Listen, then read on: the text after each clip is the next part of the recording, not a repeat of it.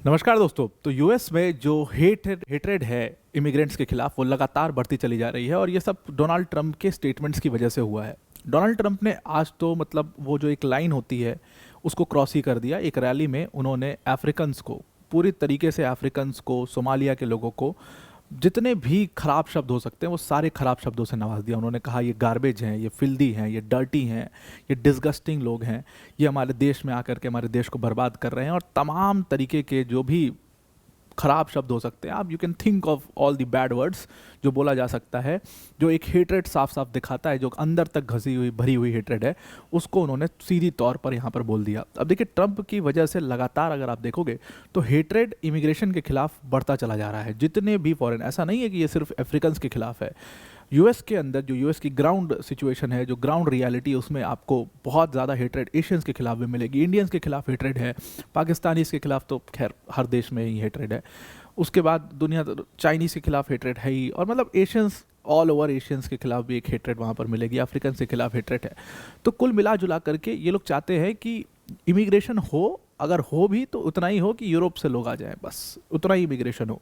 और ट्रंप लगातार, अगर आप इसको कंपेयर करो तो ये क्यों ज़रूरी है डिस्कस करना, क्योंकि ट्रंप के स्टेचर का नेता जब ऐसी बातें बोलता है, उसका इम्पैक्ट एक बहुत बड़ी जनता, एक बहुत बड़े मास पर होता है। आप देखिए कि आपको ध्यान में होगा अगर, तो युगांडा में ईदी अमीन ने इसी तरीके के स्टेटमेंट, कोई एक दिन में ईदी अमीन ने सारे एशियंस को नहीं मरवा दिया था वहाँ पर।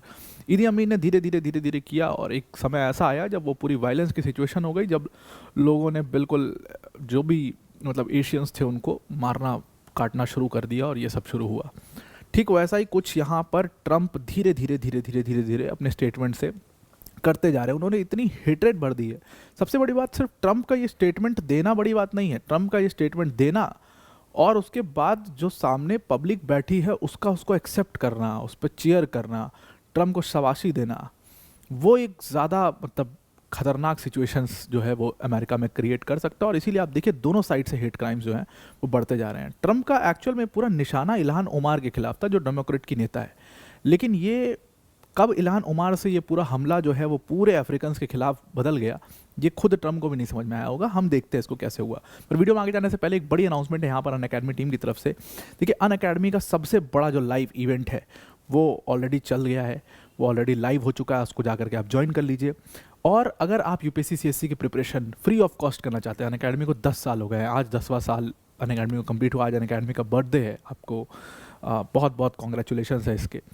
तो उस पर आप अगर फ्री ऑफ कॉस्ट अगर यूपीएससी की प्रिपरेशन करना चाहते हैं, यूपीएससी मंजिल बाय अनअकैडमी चैनल सर्च करिए यूट्यूब पर, और सर्च करके इस चैनल को ज़रूर से ज्वाइन कर लीजिए, सब्सक्राइब कर लीजिए। इस पर आपको डेली वीडियोस मिलती हैं और इससे आपको सारे सब्जेक्ट्स पूरे कंप्लीटली कवर करा दिए जाएंगे। तो ज़रूर से ज़रूर इस चैनल में हमारे साथ आप यहाँ पर जुड़िए।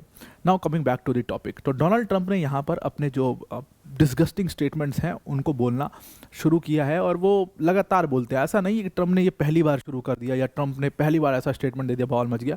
2018 में एक स्टेटमेंट दे दिया ट्रंप ने, 17 में दिया था, उसके पहले जब वो पॉलिटिक्स में नहीं भी थे तब भी वो ऐसे स्टेटमेंट देते आते थे। ट्रंप ने कोई बड़ी बात नहीं है कि उसने दिया।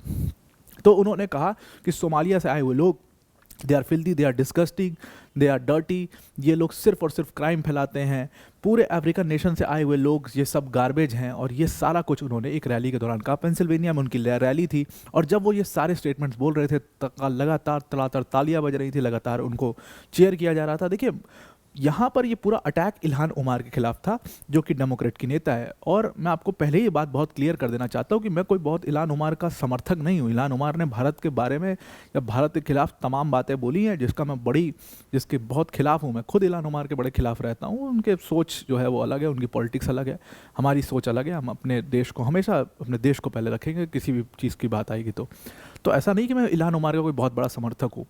ठीक है, ट्रंप भी समर्थक नहीं है उनके, लेकिन इस लेवल पर गिर जाना, ठीक है आप इल्हान ओमार को बोलिए, उनकी पॉलिटिक्स को क्रिटिसाइज करिए, लेकिन इस लेवल पर गिर जाना जहाँ पर आप एक पूरे देश को, एक पूरे कॉन्टिनेंट्स के आए हुए लोगों को आप सीधी तौर पर मतलब नकार देते हो, आप सीधी तौर पर उनको तमाम बातें बोल देते हो, आप सीधी तौर पर एक हेट्रेड फैलाने लगते हो, ये बहुत हद तक ठीक बात नहीं है। और ट्रंप के स्टेचर के नेता को ऐसा नहीं बोलना चाहिए। आप देखिए कि हमारे देश में भी बहुत सारे इलीगल इमिग्रेंट्स हैं, लेकिन आपने कभी हमारे देश के जो बड़े टॉप लेवल के जो इस तरीके के नेता जिनका इम्पैक्ट लोगों के ऊपर बहुत पड़ रहा है, उनको इस जिम्मेदारी महसूस होती है कि भाई अगर हमने ऐसा स्टेटमेंट दे दिया तो यहाँ पर मारकाट मच जाएगी, हो सकता है दंगे हो जाए, हो सकता है लोग जो है वो खुली उनको छूट लगे और वो उन इमिग्रेंट्स को जहाँ पकड़े वहाँ मारना शुरू कर दें और इस तरीके की बात हो जाए।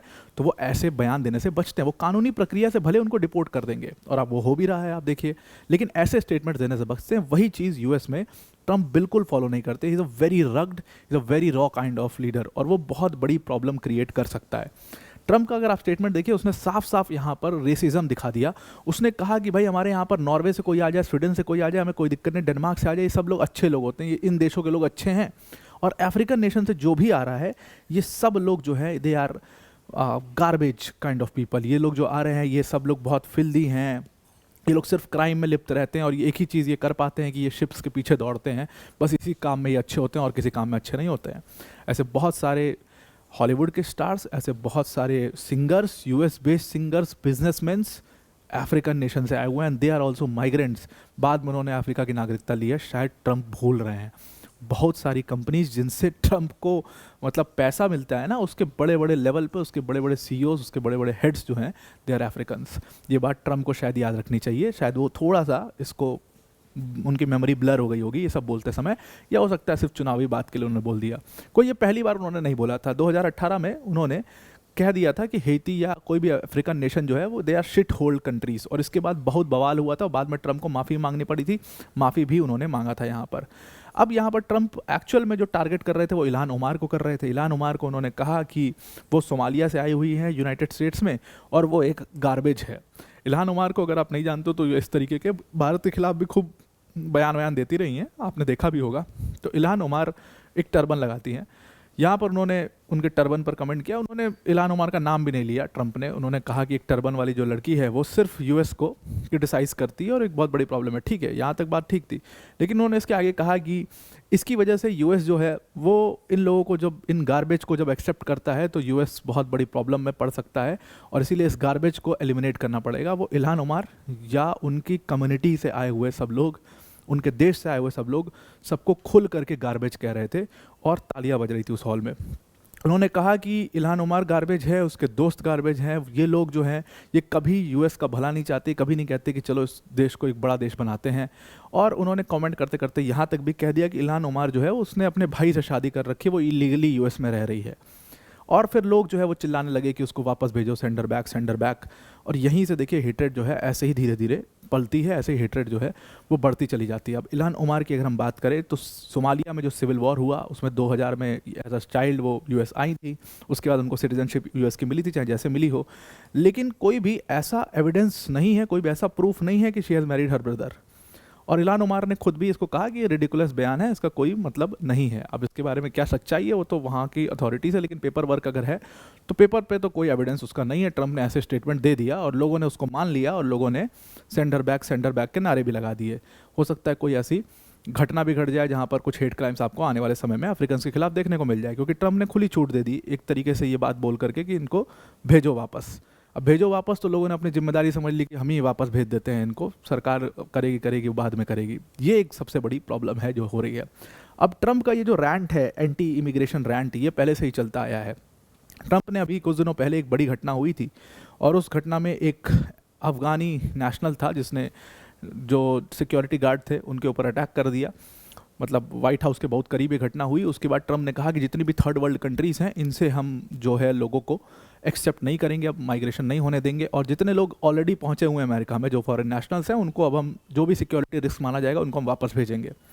इसके बाद US citizenship and immigration services ने एक 19 देशों का लिस्ट निकाला और कहा कि ये 19 देश जो है हाई रिस्क देश हैं, यहाँ पर आप ट्रैवल तो मत ही करो और यहाँ से लोगों को भी मत लिया जाए, यहाँ से इमिग्रेंट्स को भी आने इधर नहीं दिया जाए। इन देशों में बहुत सारे देशों को इन्होंने इंक्लूड किया, इसमें कॉन्गो को है, अफगानिस्तान को इंक्लूड किया इन्होंने, Burundi, Chad, Sudan, Somalia, Sierra Leone, Turkmenistan, Venezuela, Yemen, इन सारे देशों को इसमें इंक्लूड किया और इसकी एक पूरी लिस्ट बनाई और कहा कि यहाँ से माइग्रेशन बिल्कुल बंद है।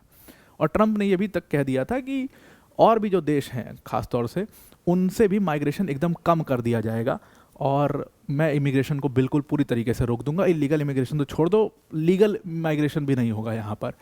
तो ट्रंप की इतनी ज़्यादा हार्ड मतलब जो पॉलिसीज़ हैं कुछ हद तक ठीक भी है, बिल्कुल ठीक बात है, ऐसी कोई दिक्कत नहीं है, लेकिन ऐसे शब्द और ऐसे हेट्रेड भरे स्टेटमेंट्स किस हद तक सही हैं इस बारे में आप ज़रूर बताइएगा।